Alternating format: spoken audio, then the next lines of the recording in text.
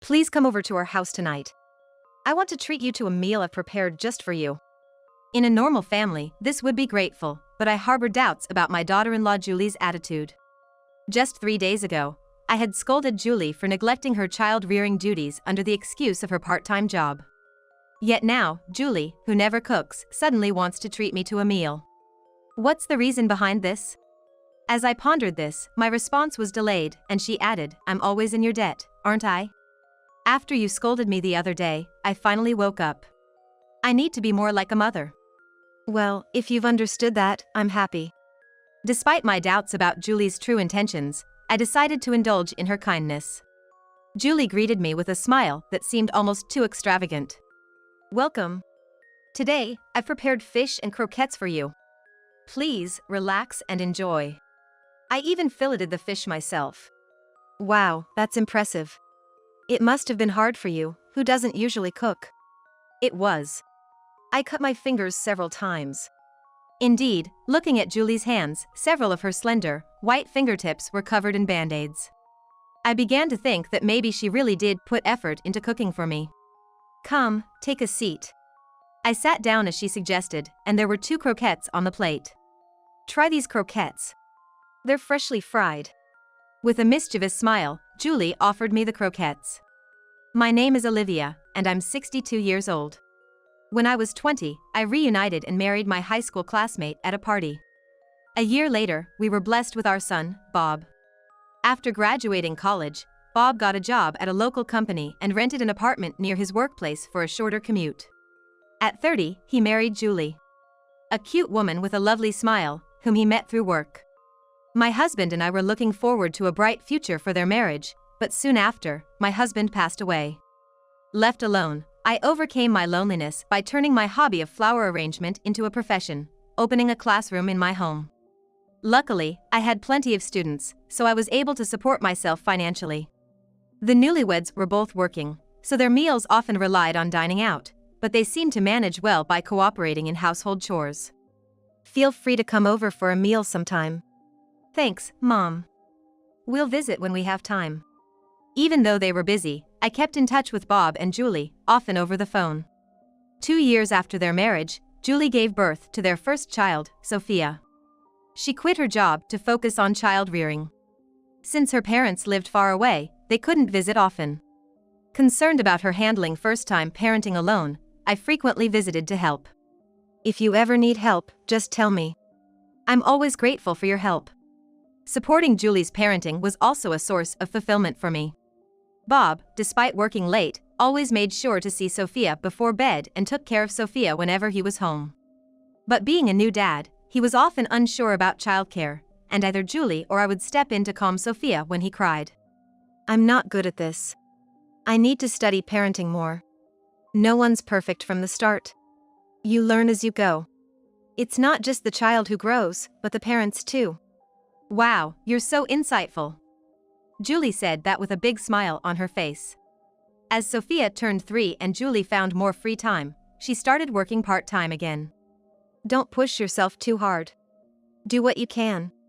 I said this out of concern for Julie, but Julie shook her head. "I want to contribute to the household income for Sophia's sake." Sophia is in daycare now. "That's great. I'll take care of Sophia on daycare's days off since my classes are off too." "Thank you for everything." I felt more embarrassed than grateful. My true intention was just to spend more time with Sophia. With Julie working part-time, she was out of the house more, and household chores and childcare often took a back seat. Still, Bob and I decided not to interfere, understanding she must be tired from returning to work. On my days off from teaching flower arrangement classes, I'd often take care of Sophia, suggesting to Julie and Bob, "Why don't you two go out for a movie or something, have some alone time?" "Where's Mommy and Daddy?" "Mommy and Daddy are off to power up so they can keep protecting you, Sophia." "Wow, that's amazing." Yet, when Julie returned from their rare date, she looked exhausted. Seeing her deep sigh, I asked, "Didn't have fun?" "Not really, it was so crowded." Bob replied to her, looking unhappy.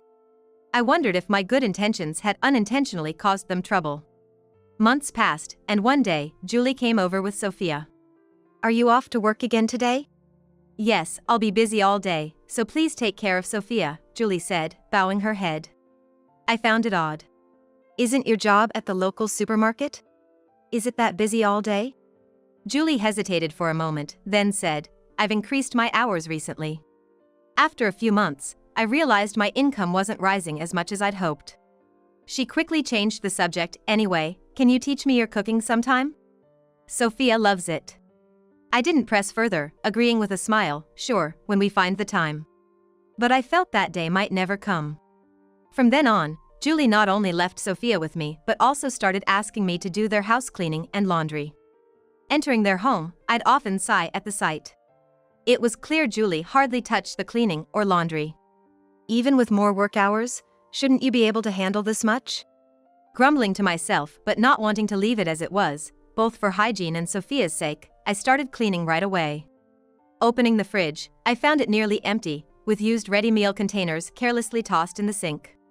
It was heartbreaking to see Sophia living in such conditions, quietly drawing in the living room. My dissatisfaction with Julie grew day by day, eventually leading to a confrontation. Please take care of Sophia today, and the cleaning too. Oh, and can you throw out the piled-up newspapers as well? Julie said, about to leave as usual. Hold on a minute. I have something important to discuss with you, I said sternly. Julie, taken aback by my tone, turned around. I'm not just a convenient babysitter for you to dump Sophia on every time you use work as an excuse. I know. I feel bad about it and I'm reflecting on it. Really? It doesn't seem like it. Confronted with my stern tone, Julie momentarily halted her rebuttal. Not only Sophia but also pushing the cleaning and laundry onto me. Do you think I'm some kind of maid? I didn't mean that. Then why don't you try to do some of it yourself? I'm just so tired from work every day. I sighed at her repeated excuse. I understand you're tired, but there are ways to manage. Like learning easy recipes or doing a bit of cleaning daily. It's sheer laziness, I must say. I knew I was being harsh, but I felt it was necessary. I felt that if I didn't speak up like that, Julie would continue to take advantage of my kindness indefinitely. I didn't want Julie to think it was okay to leave all the housework and childcare to others. If we couldn't speak honestly out of fear of ruining our relationship, we couldn't call it a good one. Sometimes, you have to be tough. I'm sorry. I'll be more careful. Julie apologized with a sulky face. That night, I called Bob, timing it with his return from work. I spoke harshly to Julie about taking responsibility for the household and childcare. Did she mention anything to you? No, nothing. But why say such things? That's between me and Julie, not something for you to interfere in. Bob replied, slightly annoyed. It's not nonsense. You saw how dirty the house was, how much laundry there was. Why don't you, as her husband, say anything? Bob sighed audibly. I always clean up when I get home. Julie's tired from her new job. Besides, the old-fashioned idea that housework is only a woman's job is outdated. That's not the point. You're tired from work too, right? Why don't you both cooperate? The way things are, it's just not right. All right, I'll talk to Julie about it. Bob promised, though unconvincingly. After that, Julie gradually stopped pushing housework and childcare onto me. I was relieved, thinking she had reflected. However, when Sophia started elementary school, things seemed to revert back to how they were. On the weekends, Sophia always comes to my house with a backpack to stay the night, and even on weekday nights she often comes to my house for dinner. Sometimes, after school, Sophia wouldn't go straight home but instead head to my place with her backpack, saying, "Grandma, I'm home." "That's not right, this isn't your home," I'd say with a laugh, to which Sophia would seriously reply, "Well, I'm gonna eat here anyway, might as well stay over tonight, right?" Julie seems to still be using her part-time job as an excuse for coming home late. Bob, too, has been coming home late more often since his promotion, and his business trips to other states have increased. It's understandable given their positions, but leaving an elementary school kid alone with both parents away. Dinner should ideally be eaten at home with family. Do I bother you when I come here, Grandma? Sophia looked at me with sad eyes, so I hurriedly said, "Of course not. I love it when you enjoy my cooking so much." "But doesn't your mom cook for you?" "Sometimes when she's home, she heats up pre-made meals or boils water for instant noodles." Sophia answered as if this was a sign of her mother's kindness. All right, you can stay over tonight. Again, Julie's shortcomings seemed to come to the fore. Sighing, I pulled out Sophia's dirty clothes from her bag. What's this? There's a hole. I fell while playing soccer with friends a while back. Mom said she'd fix it when she's less busy. How long ago was that? Right after spring break, I think. Summer break was almost here, which meant Sophia had been wearing her gym clothes with a hole all this time. I'll sew it up for you while I do the laundry. Thanks, Grandma. But no leaving carrots on your plate. Sophia sneakily tried to hide the carrots she disliked at the edge of her plate. You need to eat your veggies to grow big and strong. I pretended to be stern, and reluctantly, Sophia put the carrots in her mouth, making a face at their taste and texture. The next morning, I visited Bob and Julie's house and ran into Julie just as she was leaving. Julie, enough is enough. What's the matter with you, yelling so early in the morning? You're giving me a headache. Julie frowned with an annoyed expression. I told her about the clothes from last night. Julie said, "Oh, I forgot about that." It's not a laughing matter. Can't you act a bit more like a mother? Sophia feels sorry for you. I'm busy with my job. You know that. Busy moms aren't just you. Others work hard without complaining. Yet you. Are we done? I'm in a hurry. Don't want to be late and get scolded by my boss. Julie ignored my attempt to stop her and left. 3 days later, Julie called me. Please come over tonight. I want to treat you to a meal I've prepared for you. In a normal family, this would be a happy occasion, but I had my doubts about Julie's attitude. Why would Julie, who never cooks, suddenly want to treat me to a meal? As I hesitated to respond, she added, I've always been a burden on you. After you scolded me, I realized I need to be more motherly. Well, if you understand that, I'm happy. Despite my doubts about her true intentions, I decided to accept her invitation. Arriving at their house, the delicious smell that greeted me. It suggested Julie had indeed cooked. Julie welcomed me with an exaggerated smile. Welcome. Today, I prepared fish and croquettes. Please, take your time. I even filleted the fish myself. Wow, impressive. Must have been hard for you, who doesn't usually cook. Yes, I cut my fingers several times. But I learned from a housewife who shows how to fillet fish on a streaming service. Indeed, Julie's slender, white fingertips were covered in band-aids. Maybe she really did put effort into cooking for me, and I slightly revised my opinion of her. Come, have a seat. As I sat down, I noticed 2 croquettes on the plate. Let's eat these croquettes while they're still warm. Sounds good. Sophia isn't back from school yet. Let's enjoy the croquettes. Just then, the front door opened, and Sophia's energetic voice called out, I'm home. Oh, you're back already. What? Grandma's here too. Sophia and I high-fived with joy. Mom made croquettes today. Go wash your hands first. These were prepared for Grandma. It's okay. Sophia would want some too. But... Julie looked perplexed. After washing her hands, Sophia rushed to my side and sat down next to me. Wow, these croquettes look delicious. No, you can't have those. I made them for Grandma. Julie scolded with a stern face, but I smiled and said, I'll just take the thought. Go ahead, eat them while they're still warm. I passed my croquettes, meant for me, to Sophia, who must have been hungry. Thank you, Grandma.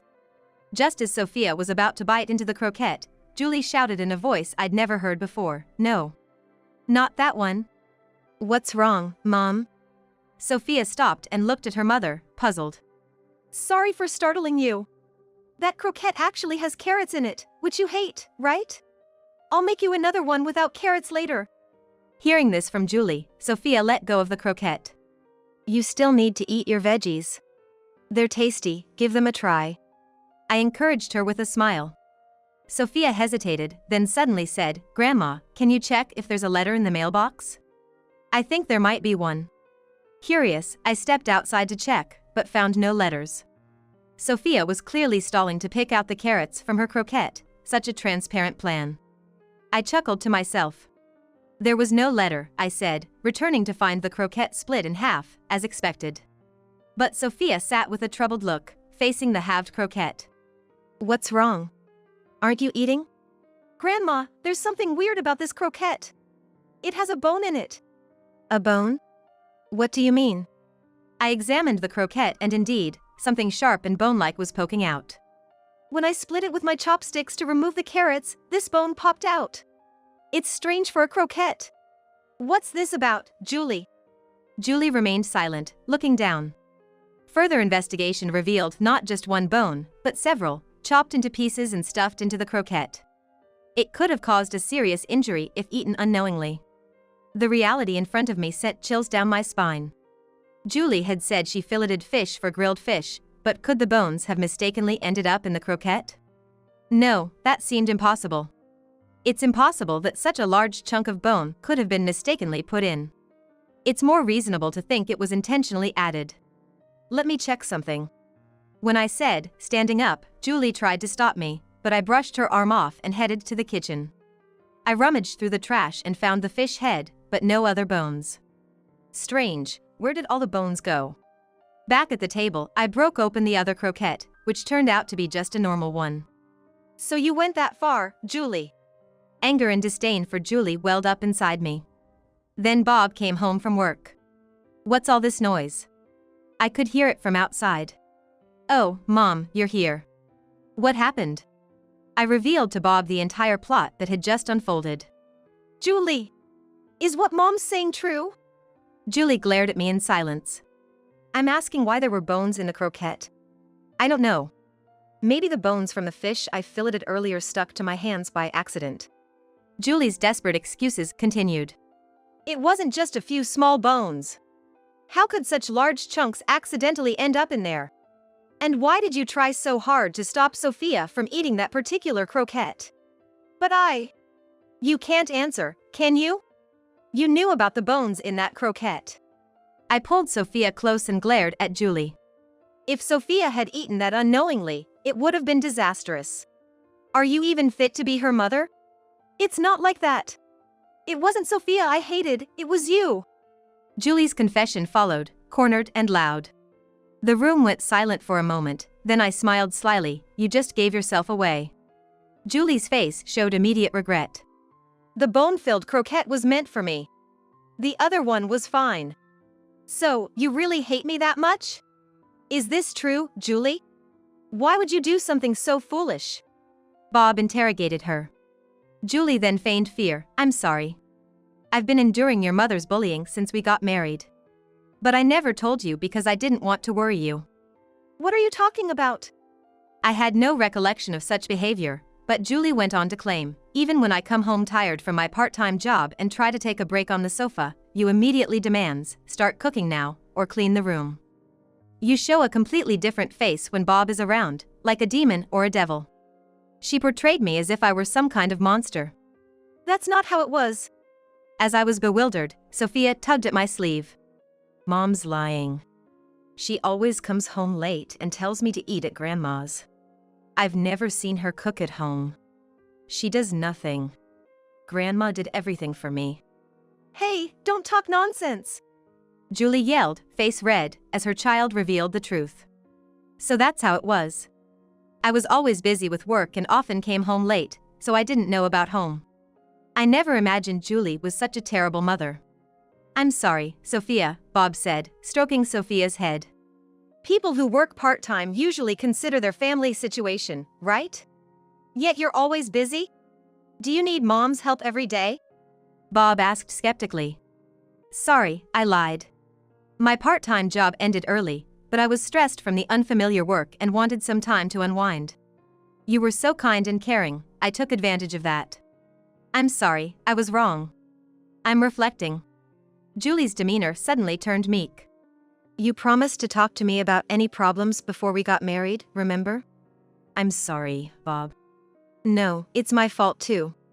I used work as an excuse to dump everything on you. I'm reflecting. So, promise me you won't do such foolish things again. Thank you, Bob. I don't want to do that again. I promise. As the couple's relationship seemed to mend, I noticed Julie smirking. Julie, you're hiding something from us, aren't you? What are you talking about? I'm not hiding anything. I've reflected on my past actions and decided to live for Sophia and our family. You're having an affair, aren't you? I confronted Julie with the fact I'd kept to myself. Julie's gaze wandered as she retorted, "Don't say such ridiculous things." That's enough, Mom. It's cruel to accuse Julie like that when she's already repenting. Bob interjected, taking Julie's side. I pulled out a brown envelope from my bag, opened it, and urged, "Can you still say the same after seeing this?" What is this? No way. The envelope contained a report from a private investigator I'd hired. Soon after Sophia started daycare, Julie began frequently dumping childcare responsibilities on me. Suspecting something was off, I had hired a private investigator to look into it. It revealed that Julie had been secretly dating a younger man shortly after Sophia started daycare. Furious at this revelation, I scolded Julie without disclosing her affair, and afterward, she gradually stopped leaving Sophia with me. After receiving reports from the infidelity investigation showing no further developments, I was relieved, thinking Julie had reformed and started to take childcare seriously. However, as soon as Sophia started elementary school, Julie once again began to neglect childcare and household duties. A renewed investigation showed a shocking twist. Her new lover was a completely different man. Julie was the kind of woman who indiscriminately dated any man she took a liking to. Wrong. This is wrong. You're misunderstanding. Maybe the private investigator twisted the facts because he wanted his success fee. Julie continued with her implausible excuses. Sophia pulled my sleeve again. Mom used to dress up in fancy clothes and leave late at night when Dad wasn't around. A man would wait in the parking lot and take her away in his car. I saw it many times. And when Dad was coming home, Mom would return home too, so Dad never realized she was going out. That's a lie. Believe me, I never cheated. Even if you were stressed, how could I trust you after you tried to hurt Mom with the fishbone in the croquette? It's over between us, Bob said, picking up Sophia. Do you want to live with Grandma? Sophia nodded emphatically. That's it, Julie. Bob and Sophia are leaving. As we left Julie standing there bewildered, Bob consulted a lawyer with the investigator's report. His intention to divorce was firm.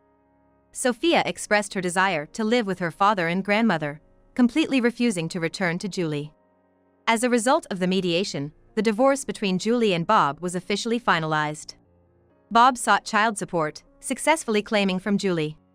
It seemed Julie's cheating partner had reasons and wanted to quickly resolve the issue, so he is no longer in touch with her. Bob and Sophia began living with me.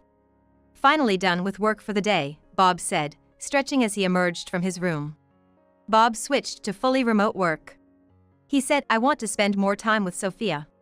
He seemed much happier now. "Shall we have dinner early?" Bob suggested, rubbing his stomach. Yeah. I'm starving. Sophia stood up from the TV. "Is that okay, Mom? Dinner's ready. It's Sophia's favorite meatloaf." Yay! I love your meatloaf, Grandma. But no carrots, please. No, eat your vegetables. Thanks to me not liking carrots, Grandma didn't get hurt by the bone.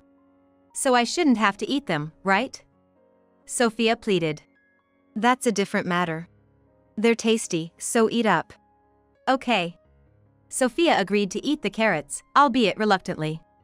I felt immense joy watching Sophia grow up before my eyes.